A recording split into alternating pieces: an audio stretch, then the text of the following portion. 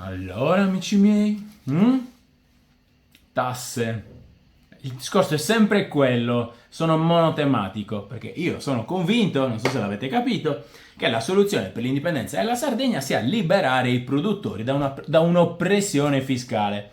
Quindi prima di approntare questo video volevo farvi una domanda generica, ma quando vi entrano in casa la gente che ruba, quando vi rubano qualcosa, voi siete interessati alla nazionalità del ladro? Cioè, se ruba un africano, se ruba un greco, se ruba un italiano non vi piace, se ruba un americano non vi piace, se ruba un musulmano o un ebreo non vi piace. E se ruba un sardo?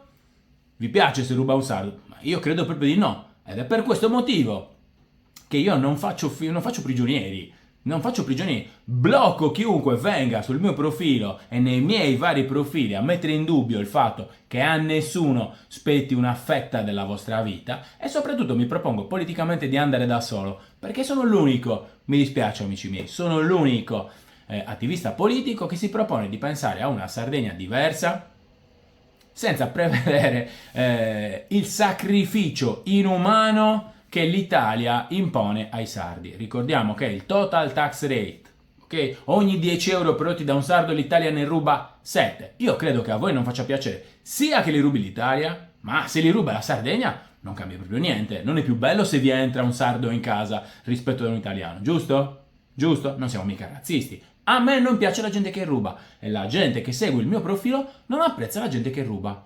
L'altro giorno ho dimostrato per fatti concludenti, confutando il video di Vannacci, che Vannacci invece è una persona che si propone di spargere il socialismo, di rubare e fare cose, di rubare a voi che lavorate, perché lui è un parassita, e di fare cose meravigliose con i vostri soldi, rubando i vostri soldi. Io credo che si possano fare cose meravigliose in libero mercato, lasciando a voi nell'ordine spontaneo il diritto e la libertà di decidere cosa comprare, cosa non comprare, cosa fare e cosa non fare, dove spendere e dove non spendere. Questa è la differenza.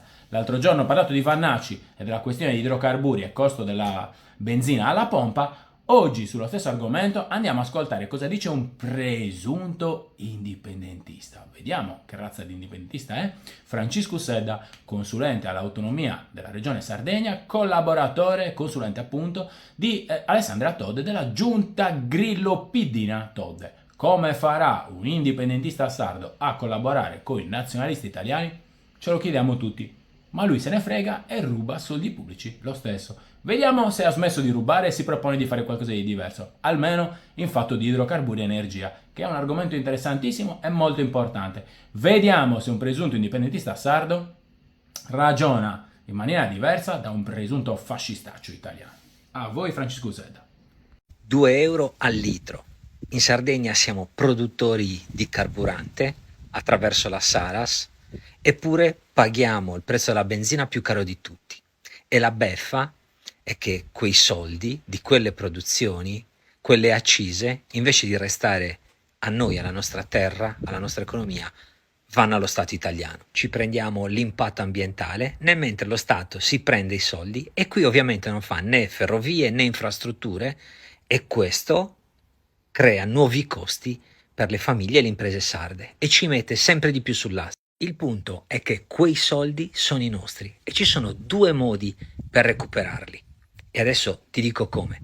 Però prima ti voglio dire come avviene il furto di quei soldi.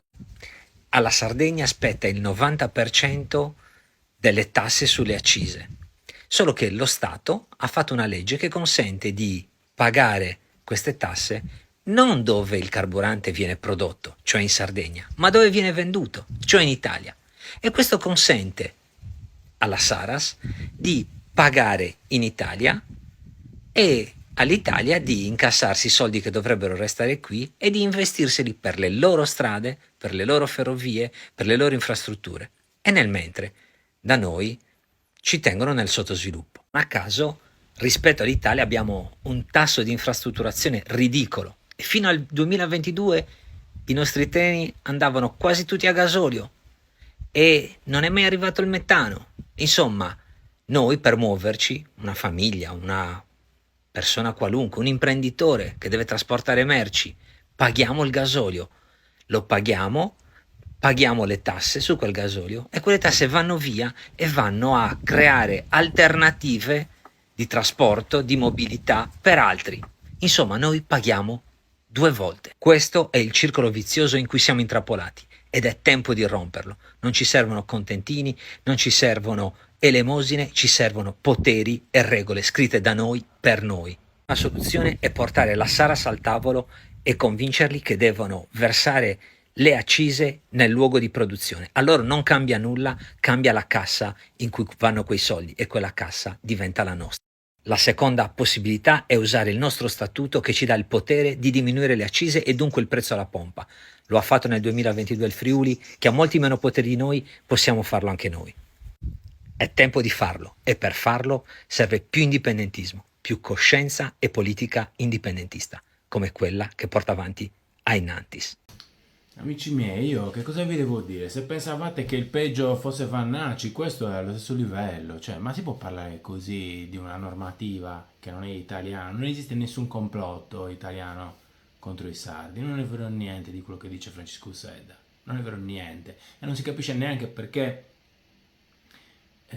la Sardegna dovrebbe approvvigionarsi di quanto spendono per esempio i laziali o i torinesi o gli altri che hanno comprato la benzina alla pompa e che pagano le tasse, logicamente dove la comprano, ma non si capisce niente. Ma perché dire queste bugie?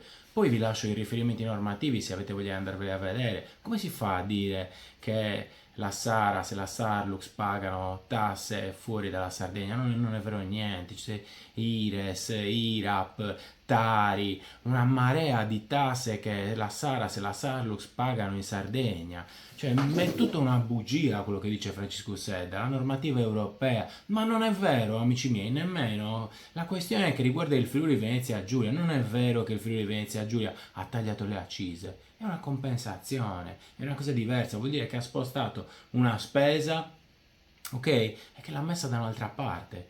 Quindi le tasse sono rimaste le stesse. Se c'è un taglio delle accise, se c'è un taglio delle tasse, logicamente ci deve essere anche un taglio della spesa. A un taglio della spesa corrisponde ovviamente un taglio del pubblico, un taglio dell'apparato, un taglio dei posti, come quello di Francisco Sedda. Il Friuli Venezia Giulia non ha tagliato niente, è una compensazione, è un gioco delle tre carte. Ma perché dire queste bugie? Perché dire queste bugie? Cioè, bisogna spiegare ai sardi quello che dico io, che è una cosa semplice, che se si vogliono tagliare le tasse, bisogna tagliare gli uffici pubblici. Se si vuole intrattenere un rapporto, un contraddittorio con lo Stato italiano e tagliare le tasse in favore degli imprenditori, quindi lasciare le tasse, i soldi delle tasse in tasca agli imprenditori, bisogna tagliare gli uffici pubblici, bisogna tagliare i parassiti pubblici, bisogna tagliare gli apparati, bisogna tagliare le consulenze, bisogna tagliare i Francisco Sedda della nostra società. Ma come si fa a parlare? Dov'è? Ma come si fa a parlare così? Cioè, pensavate che Vannacci fosse il peggio, ma io non so fra i due chi sia peggiore nella mistificazione della realtà. E soprattutto Francisco Sedda ha lo stesso problema di Vannacci, questa convinzione che convinzione da ludopatici che giocando con i nostri soldi rubati a noi e buttandoli nella società, come fa anche Desiree Manca, si possa fare qualcosa di buono per i produttori, per gli imprenditori e per i loro collaboratori. Qua noi abbiamo bisogno soltanto una cosa, del taglio delle tasse.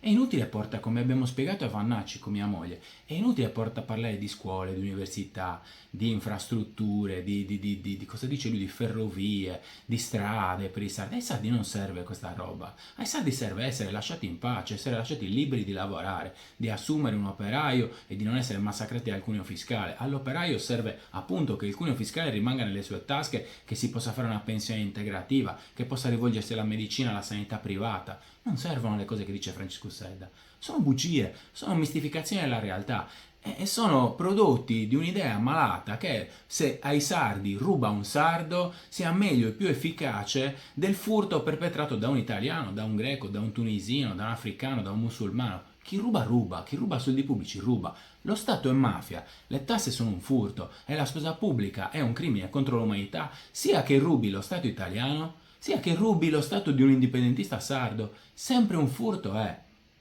Ma che senso ha parlare in maniera così disonesta? Cioè, è una questione di disonestà intellettuale o è una questione di ignoranza?